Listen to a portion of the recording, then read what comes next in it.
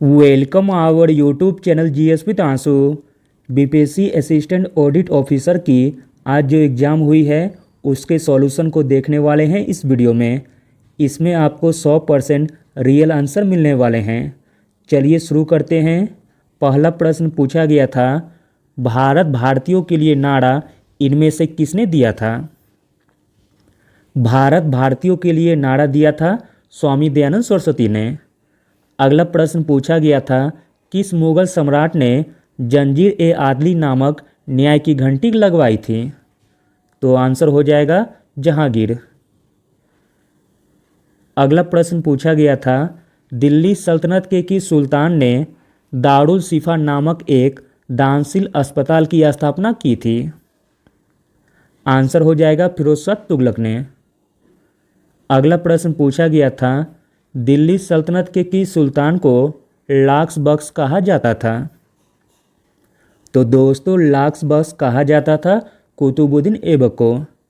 अगला प्रश्न है, सिकंदर के भारत में आक्रमण के समय मगध का शासक कौन था? सिकंदर के भारत में आक्रमण के समय मगध का शासक था घनानंद। अगला प्रश्न पूछा गया था, किस शासक ने सुंदरनगर पाटलिपुत्र की स्थापना की थी? तो दोस्तों पाटलिपुत्र की स्थापना की थी उदयन ने। अगला प्रश्न पूछा गया था, बक्सर युद्ध में अंग्रेजी सेना का प्रधान सेनापति कौन था? बक्सर युद्ध में अंग्रेजी सेना का प्रधान सेनापति था हेक्टर मुनरो। अगला प्रश्न है, बिहार में किस वर्ष बकासत आंदोलन प्रारंभ हुआ था? तो दोस्तों बिहार में बकासत आंदोलन प्रारंभ हुआ था 1935 में, जो कि ऑप्शन में नहीं दिया गया था, इसलिए ऑप्शन नंबर ई सही हो जाएगा। अगला प्रश्न पूछा गया था, बिहार के किस नगर को मीर कासिम ने मुर्शिदाबाद के स्थान पर राजधानी बनाया था? तो आंसर हो जाएगा मुंगेर। अगला प्रश्न पूछा गया था, दरभंगा राज क्षेत्र में किसने किसान आंदोलन का नेतृत्व किया था?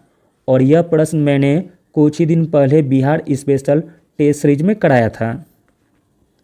दरभंगा राज क्षेत्र में किसान आंदोलन का नेतृत्व किया था स्वामी विद्यानंद ने।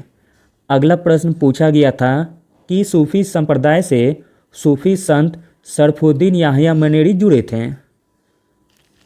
सूफी संत शरफुद्दीन याहिया मनेरी जुड़े थे फिरदौसी सिलसिले से। अगला प्रश्न पूछा गया था, नालंदा ताम्रलेख में किस गुप्त शासक को परम भागवत कहा गया है? तो दोस्तों परम भागवत कहा गया है स्कंदगुप्त को। अगला प्रश्न पूछा गया था, हाल ही में खोला गया अटल सुरंग या रोहतांग सुरंग जोड़ता है?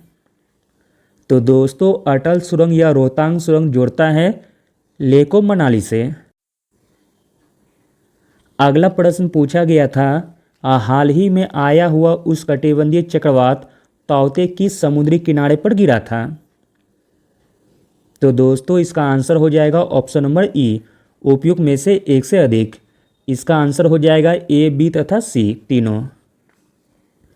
अगला प्रश्न पूछा गया था, भारत के कितने राज्य गंगा नदी के द्रोणी प्रदेश के भाग हैं? तो दोस्तों भारत के 11 राज्य गंगा नदी के द्रोणी प्रदेश के भाग हैं।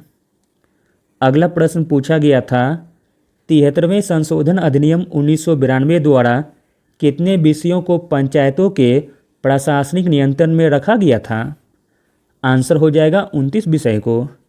अगला प्रश्न पूछा गया था, लोकसभा सचिवालय किसके सीधे पर्यवेक्षण में आता है? आंसर हो जाएगा लोकसभा अध्यक्ष के।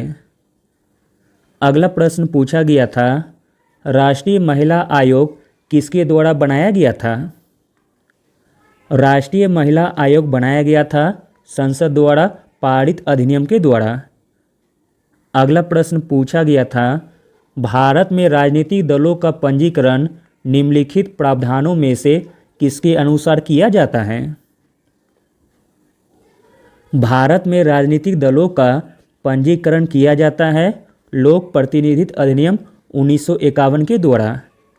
अगला प्रश्न पूछा गया था, निम्नलिखित में से कौन भारत सरकार की ओर से न्यूनतम समर्थन मूल्य निर्धारित करता है?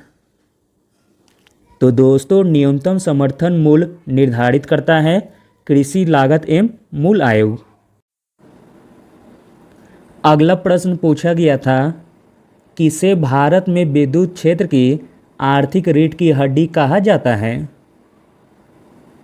भारत में विद्युत क्षेत्र की आर्थिक रीढ़ की हड्डी कहा जाता है दामोदर वैली कॉरपोरेशन को। अगला प्रश्न पूछा गया था, भारत में सकल घरेलू उत्पाद की गणना के लिए कौन सा मंत्रालय जिम्मेदार है?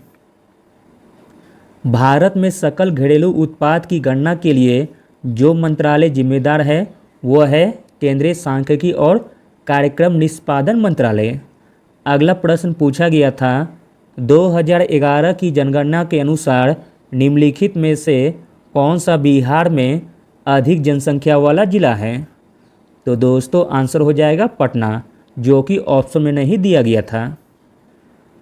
अगला प्रश्न देखते हैं, बिहार में स्थापित स्वराज दल की शाखा का संयोजक कौन था? यह भी प्रश्न कुछ ही दिन पहले कराया गया था। बिहार में स्थापित स्वराज दल की शाखा का संयोजक था श्री कृष्ण सिंह। अगला और अंतिम प्रश्न देखते हैं, स्वदेश बांधव समिति का संस्थापक कौन था? स्वदेश बांधव समिति का संस्थापक था अश्वनी कुमार दत्त। इसका नेक्स्ट पार्ट जल्द ही अपलोड कर दिया जाएगा।